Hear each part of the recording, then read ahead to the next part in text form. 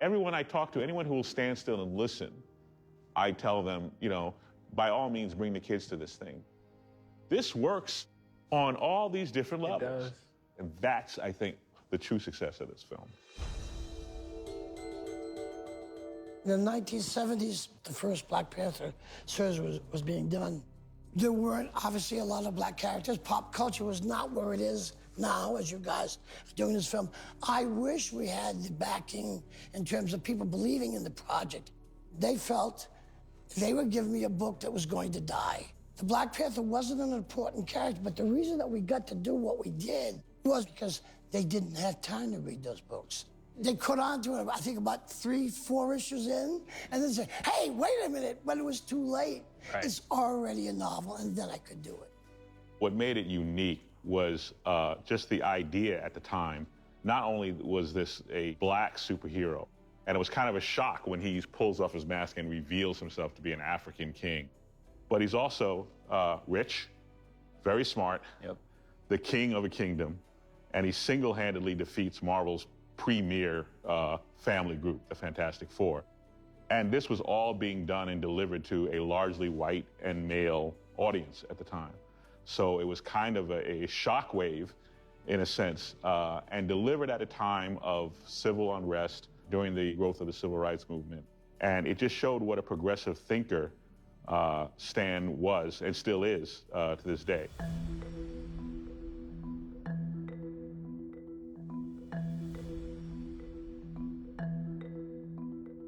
Were fans aware of how unique he was? Was there sort of the wonder of discovery of this guy? There had been very few stories with the Panther in Wakanda, and normally there would be a bunch of the Fantastic Four would be in there. There had to be a villain. So you really didn't explore too much. I don't know how many stories were done, but if there was half a dozen, that would be a lot. To have a character like that was highly unusual even in the 70s. So it's not even simply revolutionary for comics. I mean, it's revolutionary in a pop cultural sort of way. And in that sense, it's sort of appropriate that it would continue to be revolutionary in the form of this film.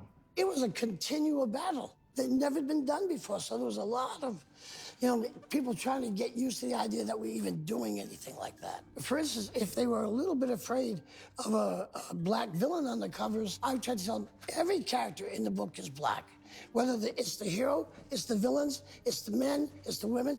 Well, I think also what's different, Stan just woke up one morning and said, I'm going to do this. And it was a purely creative, fun decision. At the time that the torch was passed from Don to me, I had a great number of considerations about how I would approach the character, make it relevant, and how I would introduce or reintroduce this character into a genre that caters mostly to a white male audience. So there was a lot of calculation about how best to introduce T'Challa to that audience and update Don's version of it. I kind of prefer the purely creative avenue, but I don't know that exists anymore. I suspect, I don't know, but I suspect there were quite a bit of eyes on this project. And to produce something which for my money is so original, that's their Panther. That's their Panther. And so I think to have all of those eyes, I have no idea what you guys, were dealing with creating it. I mean, Ryan, you've said this before, how surprised you were how small the team is at Marvel. That it's not this giant corporation, that lawyers aren't reading scripts because they don't. It really is a handful of people really that weigh in on the creative decisions, and it was the story they pitched that was interesting. The character you guys created and all had a hand in, combined with the ideas that they brought to the table, were what was compelling. Without those ideas, we wouldn't have done the film, but it was something that became undeniable, and we had to do the movie. Right. And that's a good way to make a film when everybody's signing off on it for the right reasons. They're not new ideas. I think all of you have tackled those in different iterations along the way, and it wasn't just me and him. We talked to Nate about ideas. It's an entire group of people kind of pouring their heart into it, right, and trying to find the best version. And Ryan led the way. We were all working in our capacity to bring the vision that he had for the movie. You guys did a beautiful job. Yeah. You really did. Yeah. So I like to start movies out, projects out with like a question that I need to try to find an answer to. You know, one was the concept of what does it mean to be African. You know, and like one of the first things I said to Ned, I was like, yo, I gotta go to the continent. You know, because I haven't been yet. I had a feeling that, you know, in trying to ground Wakanda in the real world, the same way that the MCU is grounded in the real world and a lot of your other stories, you know, I would need to kind of get there, you know what I mean, and see it for myself. But I was also interested in this idea, which has been explored in the comics, if Wakanda existed, you know, if somebody told me, hey, yo, Wakanda's been here this whole time, Right. how would that make me feel? Like Killmonger. Yeah, you know, it's just that idea of wait, so this place has been there, but all of these things have been happening, you know, and nothing's been done about it. You know, that's a conflict that becomes very interesting. So the other thing we got into was this idea of am I my brother's keeper? You know, which is the question, you know, or do you even see people as your brother? You know what I mean? Like if you know, in this idea of self-preservation and what that means for people who are born outside of those lines. So they got in a litany of stuff that we found to be relevant to the time, you know, colonization, borders, identity, the idea and the culture of the African American versus, you know, existing in direct conflict with the culture of the African. So that's when we started to get into some rich stuff to mine. That's when we started to get exciting. You went for the multi-levels of meaning. I always hoped, yeah, we're doing the first African character in all these iconic jungle genre kind of things, but then it's a hero's journey as well. Right. And Killmonger and T'Challa, you know, reflect different paths. And so it's like, how is he going to redeem himself as a king and as a human being? Right. And the self-doubts that we all have. And so part of me, that was, and that you guys went for that, didn't just go for the surface stuff. I thought it was marvelous, and Michael did a great job as Killmonger, you know, like, and by the way, just this quick aside, Angela Bassett as a character I wrote, wow. I said, okay, I'm happy, I can die now, that's fine. In that first act, when we had that first vision of Wakanda, I personally was not quite prepared for how moved I would be emotionally when I saw it. I really wasn't prepared for that, and it just kind of caught me off guard. You know, like, I defy anyone, particularly people of color, to get through the first act of Black Panther without just being overwhelmed by this vision, because you have now given us a model of not just what Africans can be or even what African Americans could be, but what humanity could be if we just stopped our petty squabbles and started working together. If nothing else, you have given us this vision and given lots of little boys and little girls of all races this vision. And once you've given it, it can never be taken away, because that's going to stick with them the rest of their lives. And I thank you for that. The genre of comics is beautiful in that way, in that, like, you know, it's somebody talked about it being like spokes on a wheel. You know what I mean? Like, you get your time and you add, and somebody else comes. You know, Reggie comes along and adds this character and this, you know, these concepts, and it's, you know, so you really kind of building. Man, like, I remember when they would give us the files digitally, and I'm like, yo, man, give it to me hard copy. You know what I'm saying? Like, just give me something so I can feel the weight of this. You know what I'm saying? I kind of wanted to, like, see the weight of all the work that have been put in, and flip through, you know, just flip through the pages. You know, and it was, you know, it was, shit, man, it was beautiful. You got this history where, for us, it was about not dropping the ball. You know what I mean? As someone who read these books since I was a kid, like, Wakanda was a character that I thought was just a big thing to explore. I would always tell the colorists, and to be honest, first I was, it's always a Frank Frazetta moon. It's always a full moon. There's always clouds cutting through it. And then I would tell the colorists, it's never a pale yellow moon in Wakanda. It's always like blood red or orange or pink. But it's not, because I wanted it to be this otherworldly kind of place. It's kind of enchanted, like, wouldn't it be great to be in this place? Yeah. And it's unlike any other place we know. So that's exactly what we hoping for. Yeah, and for us, it was that, and how do we not make it too fantastic? Because we were really worried about not making Asgard, again, on Earth, which I think would have ruined the sort of suspension of disbelief of this could be a place that exists, you know? And so I know that was something you were passionate about too, like making it a tactile place. Yeah. You know, I remember one thing you kept saying a million times was, people need to eat. Like, as soon as I see somebody eating, I feel like that place exists because you never see people eating in these fake places, and it's true. I made them completely sound absorbent. Interesting. Guess what I call them? Sneakers. The idea that Shuri built these shoes that were inspired by Back to the Future was sort of that same idea, right? Like Wakandans also being aware of the outside world and pulling the things they like into it without adopting the culture of the outside world, but just saying, oh, that's cool, we should have that here. When I first sat down with Nate and Kevin, it was one of those things where I was like, man, what do y'all think? Because I know they had been developing this character for a while, and it was like, man, we think he could be our James Bond. And I was like, huh. Somebody who's not white, you know what I mean? Because they've seen that so many times, but come in confident, who can handle any situation. I was like, man, I always love when I meet with people and they thought of something I couldn't think of on my own, you know what I'm saying? Yeah, and he's surrounded by strong female characters. And allowing them to all be dimensional was something that was really important, you know, to not have them feel monolithic, like they're placeholders, but like actual people. Right. They don't always agree. They're real human beings. If you watch a lot of those scenes, you know, you'll see what it really is. The conflict is you got a traditionalist with an innovator. Right. You know what I'm saying? Like, the reason the Q scene works with T'Challa and Shuri is because it's all, she's making fun of him for being old. You know what I'm saying? The whole time, like, your suit's old. Your shoes are old. You know what I'm saying? Like you know, you're trying to bring your old girlfriend on your new mission. Like, the whole time, she just poking fun at him, like, you know, you ancient, bro. Like, you know what I'm saying? Get with the new. You know what I mean? Like, and it feels like a real family.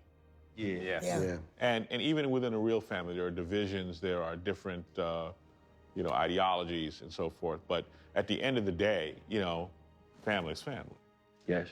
I think, Ryan, what you did, like in a lot of this, is you reached into the heart of some of the themes that, you know, I guess are not just African American, but a diasporic. So I think about like her pulling her wig off and throwing it. Somebody, right? Like it's a combat move, right? But that comes out of there's something black about that. You know what I'm saying? It's like, you know, something you would see in church or on the block or, you know what I'm saying? It was like femininity, specifically black femininity. Right. And that's a specific thing. Like, that comes from a specific trauma. Right. She's never comfortable with the wig. She's not comfortable. And what I found is so complicated about being African in America. And this film kind of taught it to me, man. Like studying is the things that make us unique, the things that make us African, we've been taught to hate. So what you see is this woman who's a staunch traditionalist who has her rank tattooed on her head. You know what I'm saying? Her rank is everything to her. And she has to cover it up with this hair that's not her own. It was that contrast there. If you know anything about beauty, everybody wears wigs. You know what I'm saying? White women wear wigs and like... I'm wearing one now, actually. Yeah, exactly, yeah. So, you know, so it was like, what's the first thing she would do? Well, her cover's blown now. Right. So this thing's coming off. Right. You know what I'm saying? And I'm going to show you who I am now. Exactly. The question you're talking about is that question of identity, though, and being proud of. Right. How do you like go Ryan from the was saying, process we've been taught to hate That's right. what we are and not to have respect for it. And so I think, I think we try to approach it with the same dialogue between African American and African that exists, that is terrain that we try to explore. This movie's been such a success, and so it's so phenomenal. It's changing, breaking records, and audiences coming from all over to see it and all over the world. And hopefully it will change how Hollywood approaches doing diverse movies. But it's also the time of extremism in America, where this extreme divisiveness, where you got people on this one side, and yet here comes in the Black Panther in the midst of this and just shatters every expectation. What do you guys think about that? How do you think that collision, that this thing is so big, so, resonating with so many people worldwide? I think the polarization is loud but overstated in a lot of people who are not heard, right? Like, one thing we always talked about, and we saw this in test screenings, was how well this movie does with young people. That's the people that aren't polled, that's the people that don't have voices on TV, on any channel particularly, who when they see the movie, they love it. And they embrace it, and they walk away with messages that I think are in there because you guys put them in there, but I didn't think would resonate in the same way that they do.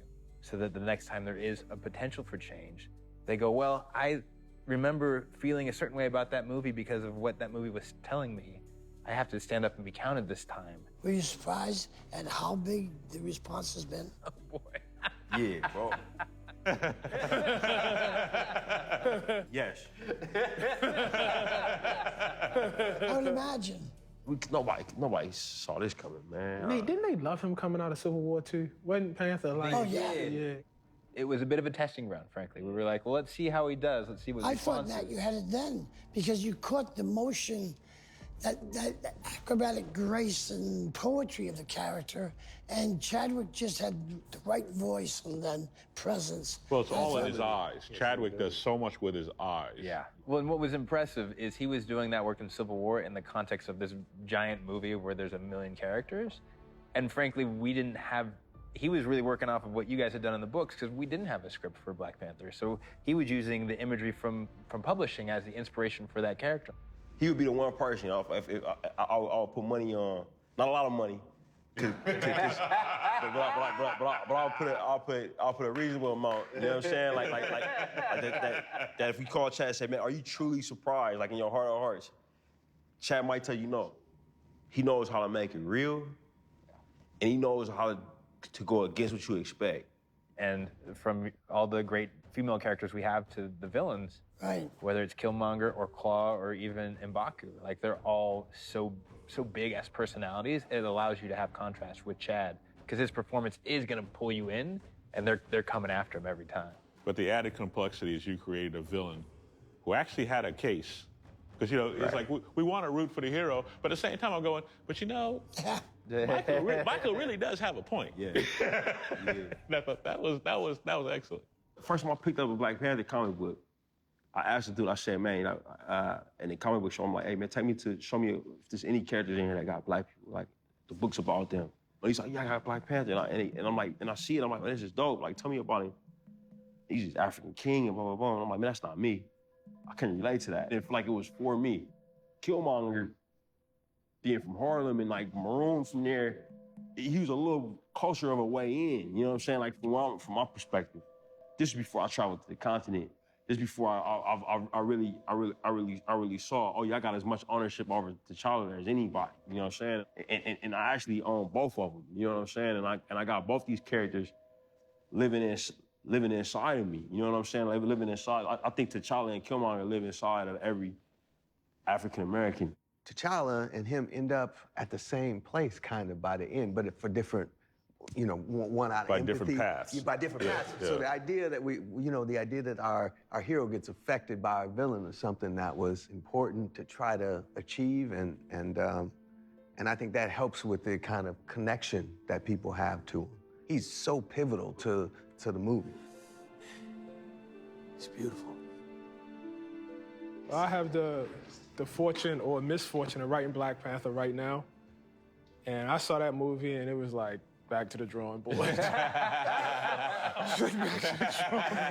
You've made the market even more viable for a more diverse set of artistic expression across cultural fields here. And I think there are characters in the movie that people will find inspiration in and maybe try things that they didn't think they could do. I mean, you read a lot, especially about Shuri specifically. Oh yeah, where's the Shuri cartoon? That's gotta be coming. But that notion of, oh, science can be for me. Well, that's cool, because I've never seen a scientist who looked like me before. That's something I can aspire to, because this movie is to some degree about a nation that celebrates excellence. There is an inspiration there that I think kids especially are going to take away from the film, which is great. There's someday is going to be something very special that happens from the mind of somebody maybe who saw this film and was inspired. And that's really cool. Mm-hmm. Yeah, when we see like Instagram posts and youngsters that have come out from watching the movie and are doing the kind of salute, or they got their mask on, you know what I mean? Next to they parent, it's like, oh man, like that's what it's all about. Like we doing our parts as artists, same way that y'all did y'all parts for us. It had to be great, and it's a great film, and that should not be lost on my. It had to be great. If it sucked, it'd be no ants. You'd be like, damn, man, what happened, Ryan? Damn, you let us down, dude. You can't even come back to the block like that, man. You know? But it was great. You can go to any Martin Luther now, man. You know? Any Martin Luther. That's right. Good. That's right, brother. Yeah.